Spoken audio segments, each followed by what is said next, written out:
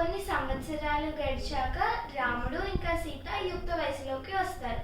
యుక్త వయసులో వారిద్దరూ చాలా అందంగా ఉంటారు. రాముడి యొక్క తేజస్సును చూసి దశరథుడు ఎప్పుడు కూడా పొంగిపోతూ ఉంటాడు.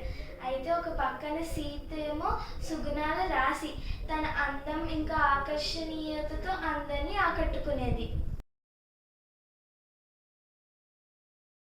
దశరథ మహారాజు అయోధ్య యొక్క ప్రజల యొక్క సుఖశాంతుల కోసం అశ్వమేధ యాగాన్ని జరిపిద్దాం అనుకుంటాడు. అసలు ఈ అశ్వమేధ యాగం అంటే ఏంటంటే, ఒక అశ్వానికి కోసల రాజ్యం యొక్క జెండాని కట్టి ఆ అశ్వాన్ని వదులుతారు.